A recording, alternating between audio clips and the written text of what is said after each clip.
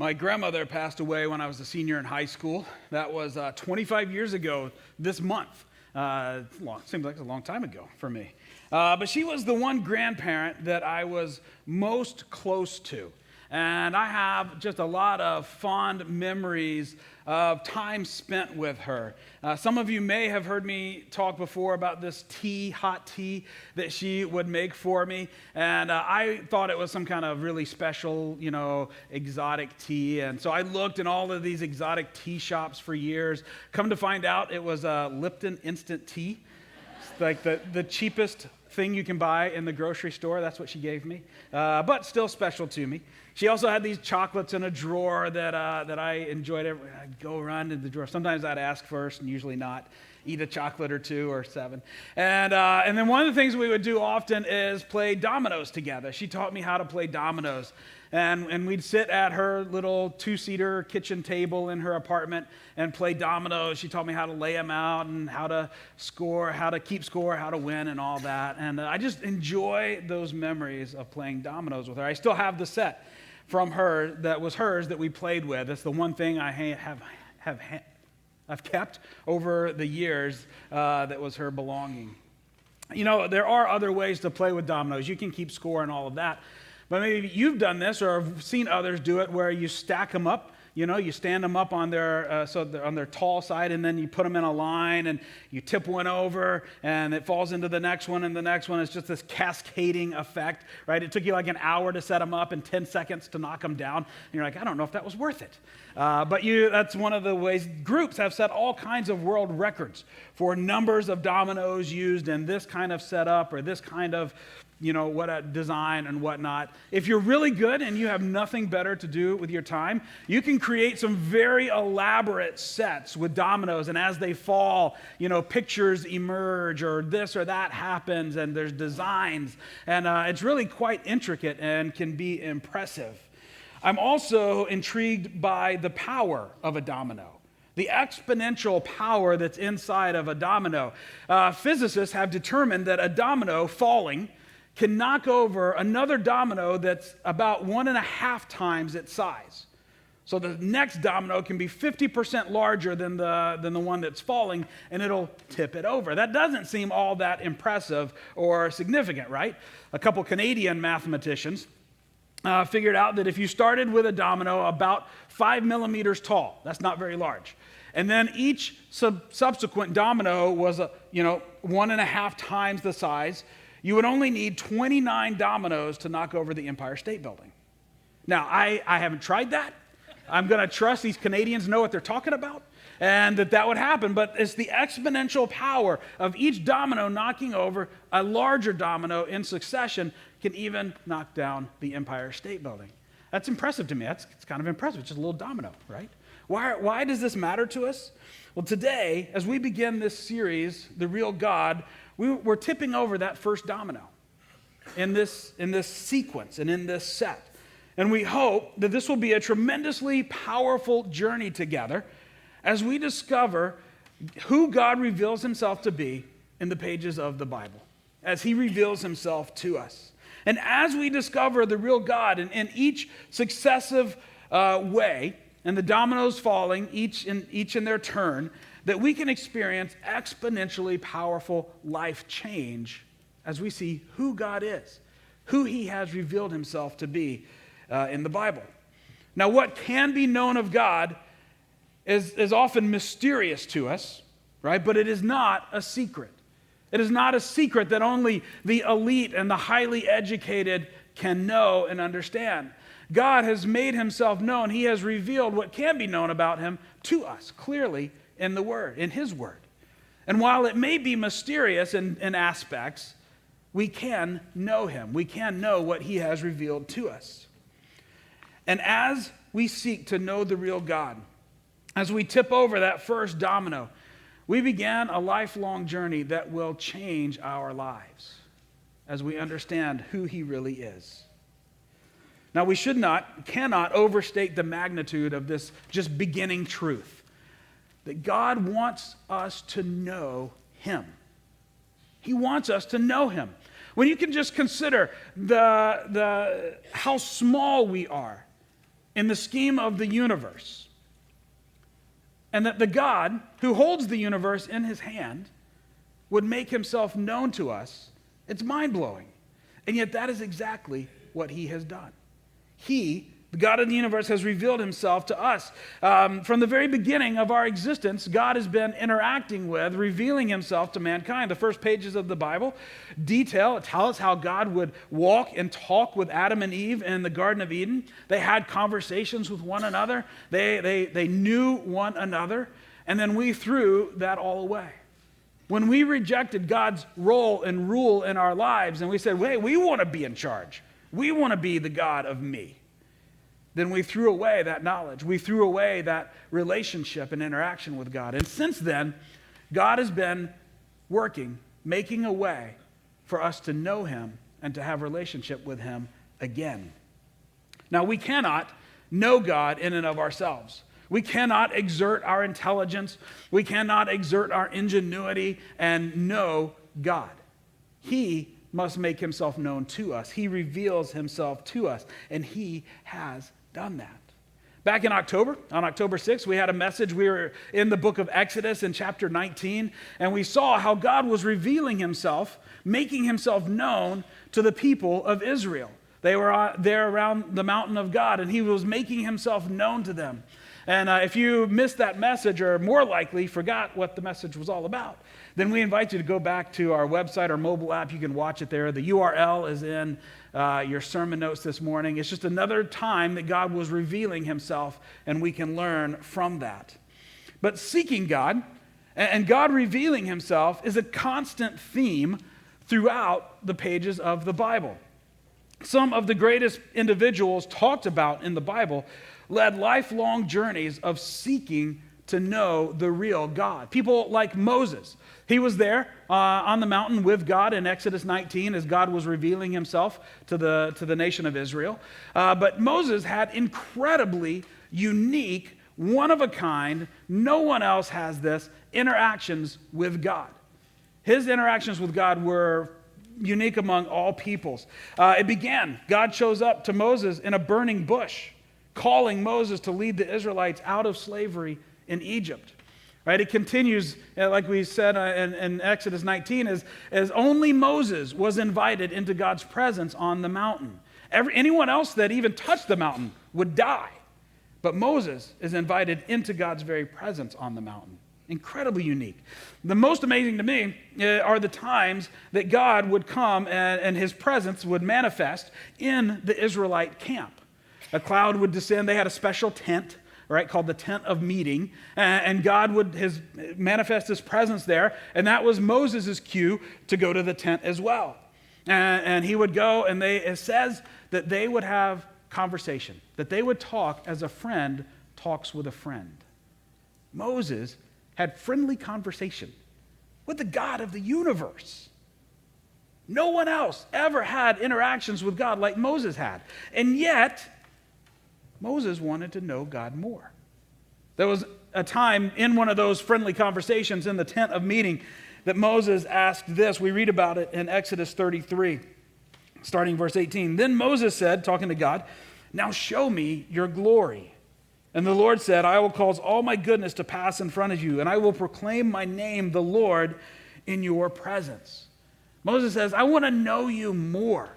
I've had more interactions. I've had more intimate interactions with you than any other human being, but I feel like I don't really know you.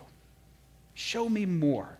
And then God, exhibiting his willingness to make himself known to mankind, says, "Okay, yeah, let's do this." And you can read about it in the rest in the following verses. It's an incredible interaction between them. But Moses sought to know the real God. Another key figure in the Bible who sought to know God was the Apostle Paul. Paul lived his early life by the name Saul. And we know that Saul studied under the elite teachers and rabbis of his day. He himself had the perfect pedigree of a Jewish person. Saul was on the fast track to great things in the nation of Israel, especially in the religious system of Israel. He was set to go, and he was on this track. While he was engaged as an enforcer for the religious system. He was tracking down the followers of Jesus, persecuting them. While he's engaged in this job, he encounters Jesus himself. He's on the road to Damascus, and Jesus appears to him and sets his life on an entirely new course. Look at Acts chapter 9, starting in verse 3 with me. As he, that's Saul, neared Damascus on his journey, suddenly a light from heaven flashed around him. He fell to the ground, and he heard a voice say to him, "Saul, Saul, why do you persecute me? Who are you, Lord?" "I'm Jesus, whom you are persecuting," he replied. "Now get up, go into the city, and you will be told what you must do." So Saul, again, who is this well-educated powerhouse of a person in the Jewish religious system and in the community, has his life course altered as he interacts with Jesus. You would think that someone as qualified, as educated, as prepared as Saul was, that he might turn on a dime and then equally accomplish great things for Jesus instead of against Jesus, right? No one, he was prepared. And yet that's not what happens. It'll be about 12 years if you chart the course of Saul's life. He changed his name to Paul. If you chart the course of his life, it would be 12 years before he goes on his first significant ministry event, his first missionary trip. He spent 12 years in small town doing, trying to serve God, but basically re-educating himself on who God was. Learning new from the believers who God was in light of Jesus. Paul had to re-educate himself. He had to discover who the real God was. And he said this to the church in Philippi about all of this. Look at Philippians chapter 3, starting in verse 7. "But whatever were gains to me, all of my past, all of that great stuff about me, I now consider loss for the sake of Christ. What is more, I consider everything a loss, because of the surpassing worth of knowing Christ Jesus my Lord, for whose sake I have lost all things. I consider them garbage, that I may gain Christ and be found in him."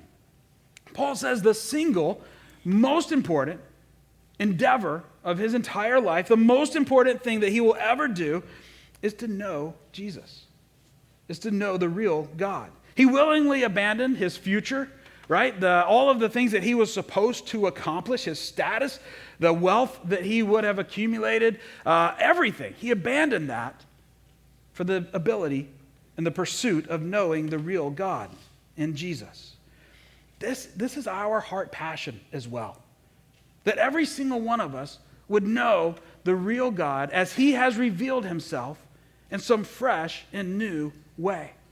That we would understand him better. And in knowing him better, understanding him better, we can love him better.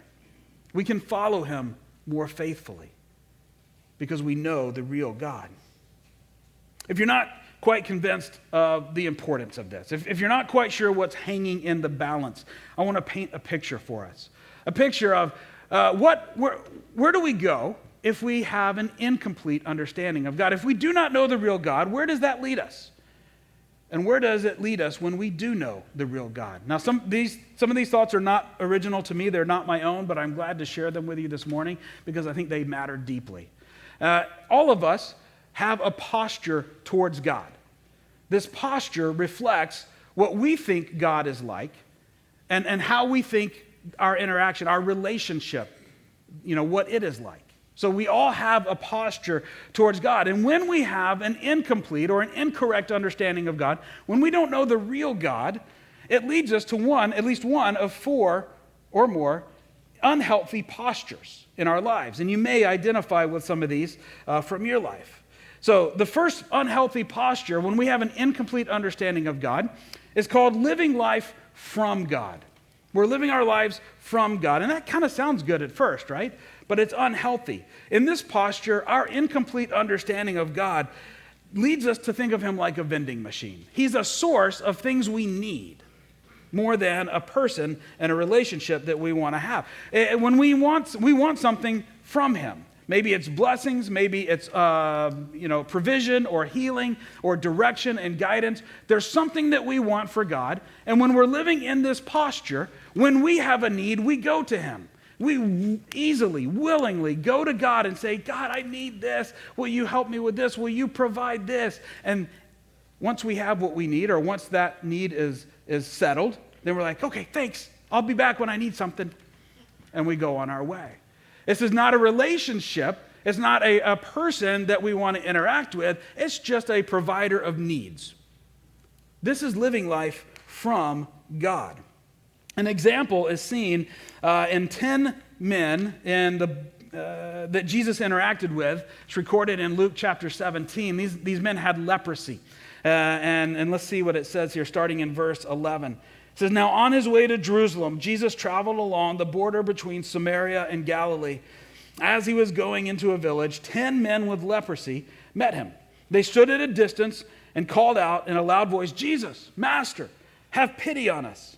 When Jesus saw them, he said, go, show yourselves to the priests. And as they went, they were cleansed. The leprosy was gone. One of them, when he saw he was healed, came back, praising God in a loud voice. He threw himself at Jesus' feet and thanked him. He was a Samaritan. And Jesus asked, were not all 10 cleansed? Where are the other 9? You see, 10 lepers were healed. 1 returned to Jesus. 9 went on their way. You see, those 9, they had got what they wanted. They came to Jesus with their need, and they said, Jesus, will you do this? And he healed them, and they said, thanks, we'll see you. And they went on their way. They were living life from God. I need something, God gave it to me, settled. This one was living in a different posture. He came back to Jesus. When our needs are met and when our wants are met, but we're not still interested in God, then we're living in that life, that posture of life from God. And when we know the real God, as he reveals himself, we understand that's not what he's interested in. That is not the relationship that he wants to have with us. The second posture is called living life over God. There's life from God, and then we can live life over God. And in this posture, our incomplete, our incorrect understanding of God causes us to replace God functionally with formulas and practices that we can control. We know God is there, but we try to exert control over him and over our lives by manipulating things in our lives, the formulas that we find in the world around us, things that have worked in the past, and we turn to those things rather than God. This may have been Moses' challenge, one of the times that he disobeyed God in the wilderness. He was leading the Israelites through the wilderness, and as would happen in the wilderness, they needed water. They had no water. They were desperate. One time that happened, God tells Moses to take his staff and to strike a rock with it, and water would come out. So Moses hits the rock, water flows out, everyone drinks, everybody's happy. They go on their way, they get thirsty again, they're desperate again, and God tells them this time, speak to the rock. All I want you to do is just tell the rock to make water, and it will happen. See what happens in Numbers chapter 20. Moses and Aaron gathered the assembly together in front of the rock, and Moses said to them, listen, you rebels, must we bring you water out of this rock? He's obviously worked up here. Then Moses raised his arm and struck the rock twice with his staff. Water gushed out, and the community and their livestock drank. Verse 12, but the Lord said to Moses and Aaron, because you did not trust in me enough to honor me as holy in the sight of Israelites, you will not bring this community into the land I will give them. Moses, in this moment, is assuming this posture of control over God.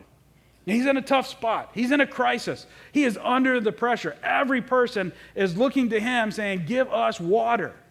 And he has directions from God. Tell the rock to make water, and I'll do it. But Moses, in this moment, does not trust God. Instead, he turns to the formula. You know what? Last time, I hit the rock with my staff, And this staff is important. This is the staff that became a serpent in front of Pharaoh. This is the staff that I held out and the Red Sea parted. This is the staff that made water last time I hit a rock. I'm going to turn to that. And he hits the rock twice, the water flows out. He did not trust God. He was in this posture of exerting control over God through the formula. A more recent example involves a prayer that was recorded in 1 Chronicles, ancient prayer.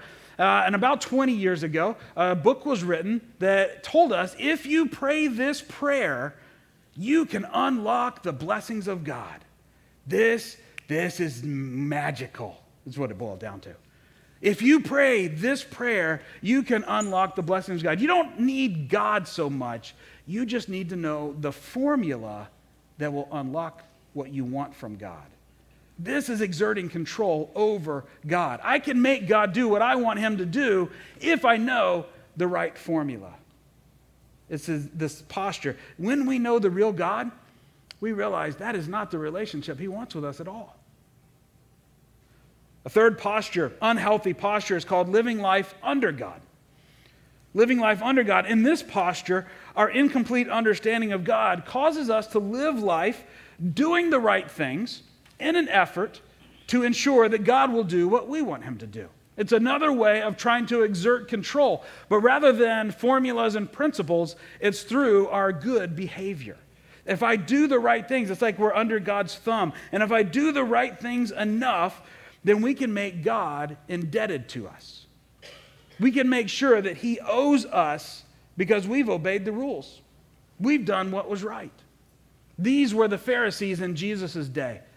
They followed the rules meticulously in the thought, in the belief that they could make themselves worthy of God, that they could control their destiny, that they could earn God's favor and his acceptance through their obedience.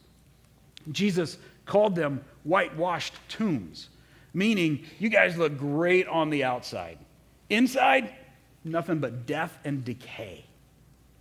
This is what the posture of life under God brings to us. This is the person who abstains from sex before marriage and then thinks that God owes her the storybook marriage relationship because of how good she was before getting married. This is the person who gives to God financially and then thinks God owes him a profitable year because he was so good at giving to God. This is the student who maybe leads a Bible study on campus, who's known as, a good Christian on campus, and thinks that God owes him or her success on the exams because of how good they've been on campus. The major problem with this posture is the simple fact that the real God refuses to be controlled by us. And he is never indebted to us, no matter how much good we do. And so, when God doesn't do what we expect him to do based on what we've done, we become disappointed in God. We become disillusioned in God because he didn't hold up his end of the bargain, even though he never made that bargain with us. And we see people walk away from their faith. They turn away from God because they say, God didn't come through for me like he owed me. This is that posture of living life under God. And the real God wants nothing to do with that. The fourth unhealthy posture is called living for God. And this one is tricky because it is actually even celebrated in church settings.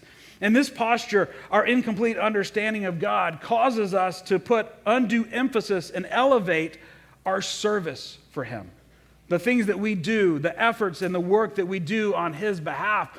We think that my relationship to God, my status with God is dependent on how much I do for him and how much I accomplish for him. Am I doing big enough things for God? If I'm telling enough people at work about Jesus or at school about Jesus, then I'm doing enough for him. If I go on a missions trip, if I take my spring break or my vacation days and I go on a missions trip, then man, God is really happy with me.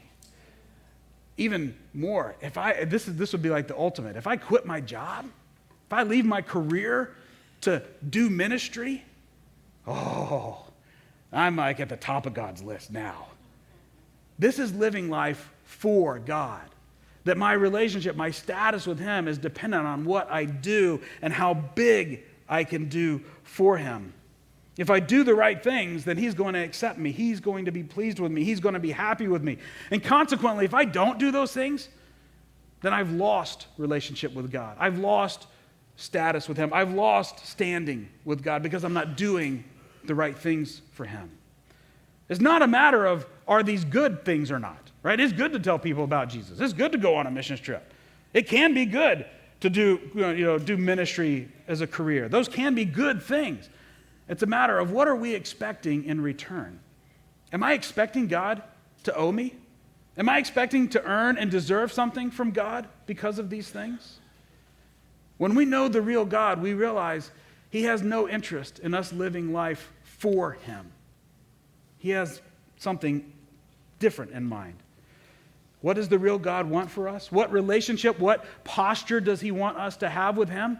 He wants us to live life with him. He wants us to live life with him. Jesus tells a story in Luke chapter 15 that illustrates this point. It's the story of a young son who asks for his inheritance early. He tells his dad, hey, Dad, whatever you're going to give me when you die, I want that now. And then he takes that and he goes off and he lives a life of partying and debauchery. He hits rock bottom, as we could all see coming, right? Hits rock bottom and he decides, you know what, I'm just going to go home. Maybe they'll let me be a servant. I can sweep floors, wash dishes. It's better than where I'm at now. And so he heads home. When he sees the house on the horizon, the father who's been looking for him, waiting for him, sees his son way out, and he runs out to greet him. Look at the scene with me in Luke chapter 15, starting in verse 20. While he was still a long way off, his father saw him, was filled with compassion for him. He ran to his son, threw his arms around him, and kissed him. The son said, Father, I have sinned against you and heaven, and I am no longer worthy to be called your son. And the father said to his servants, Quick, bring the best robe and put it on him. Put a ring on his finger and sandals on his feet. Bring the fattened calf and kill it. Let's have a feast and celebrate. For this son of mine was dead and is alive again. He was lost and is found. Did you catch the difference in the interactions there? Perspective of these two people. The son comes to the father and he says, listen, I have acted poorly. I have performed so poorly against you. I am no longer worthy to be your son. I have done terrible things. I am not worthy to be your son. Which starts with the assumption that he was ever worthy to be the son, right? But he says, I haven't acted good enough to be your son. And the father doesn't even respond to that. He doesn't say, we'll talk about that later. I'm just glad you're home now. He doesn't lay out, yes, son, there's going to be a process. We can work through this. You can move into the barn, and then maybe one day you can move into the house, once you've proven yourself. There's no probation period. He instantly says, my son has returned. My son is with me again. The only thing this father is focused on is the son's presence. He's with me, and we're going to celebrate this. There's another son in the story. It's an older son, an older brother to this slacker son here. And this one is the polar opposite, this older son. He's the one who has always done what is right. He's always been the good son. He's always followed his father's directions and wishes. He's always done his duty for the family business and the farm and whatever it is they do. And he sees what's happening for his younger brother, and he's not happy about it at all. In fact, he refuses to participate. Let's pick it up in verse 28. The older brother became angry and refused to go in. So his father went out and pleaded with him. But he answered his father, Look, all these years I've been slaving for you, and I've never disobeyed your orders. Yet you never even gave me a young goat so I could celebrate with my friends. But when this son of yours, who squandered your property with prostitutes, comes back, you killed the fattened calf for him. Can you hear the unhealthy postures and heart in this older son. That posture of, listen, Dad, haven't you ever noticed what I've done for you? Haven't you ever noticed how faithful I've been, all the work I've done on your behalf? Haven't you noticed how I've obeyed you? You never even gave me a scrawny goat that I can party with my friends. I deserve that. And yet this son, who clearly does not deserve anything, you've killed the fattened calf for him. Dad, you have everything mixed up. You're giving people what they don't deserve, and you're not giving me what I do deserve. The father's response blows my mind. Look at verse 31. My son, the father said, you're always with me, and everything I have is yours. He does not even respond to what his son says. His son details how he's so worthy and everything that he's done, and the father simply says, yeah, you're with me. Yeah, we're together, of course. All I have is yours. He doesn't even reference all the work. He doesn't care about how faithfully this older son has obeyed. He says, you're with me. That is what this father cares about. That is what this father is focused on. When we are with God, when we're in that posture, God himself is our only goal. He is our only desire. We're not worried about accomplishing big things for God. We just want to know him. We're not worried about, am I obeying him good enough? We just want to know him. We're not worried about all of these things, the blessings, the provision. We just want to know God. And what we discover as we know the real God, all of that becomes a byproduct. All of those things begin to show up. When we live in this posture of pursuing God and seeking to know the real God, he being the goal of our lives, everything else begins to show up because we're living in this posture of with God.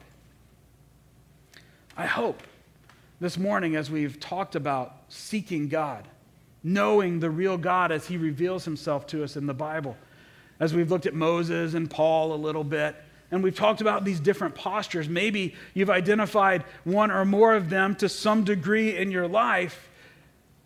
I'm hoping that this is creating a thirst in us to seek and to know the real God as he has revealed himself, as he has said, this is what I'm like, this is who I am, that we may know him, that we can abandon these unhealthy postures and we can live a life with God as we pursue and seek him. We may have to set aside some presuppositions, what we think God is like. We may have to set aside some traditions. I've always been taught that God is like this. We may have to set aside some prejudices. Things that we say, I don't know if I can believe this about God because I see this or that. But can we commit ourselves? Can we be open-minded, open-hearted, and commit ourselves to say, whatever we discover here is what we will believe, even if I have to set aside something I've always thought was true? Can we seek to know the real God? Let me make just a few suggestions in closing on how we can get the most out of this Real God series. First of all, hear every message. As much as possible, be here every Sunday over the next 7 weeks as we explore seven different key characteristics and attributes of God in the Bible. If you can't be here every Sunday, listen or watch the messages you miss online. Hear every message. Secondly, participate in a small group if at all possible. If you're already in a small group, you've signed up, then you're good to go. If you haven't signed up yet, our small groups, some of them still have capacity, and we invite you to do that, all right? They're starting this week officially, so it's not too late, almost, but it's not too late. So sign up and join one of the small groups.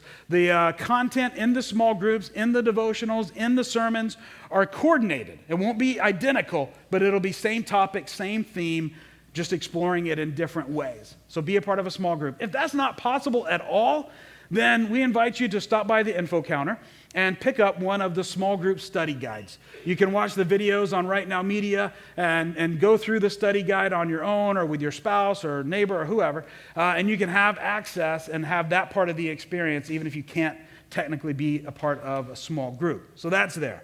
Thirdly, there is a discussion guide, a family discussion guide, which is also at the info counter. The small group books are $5 each, by the way, and the discussion guides are $1.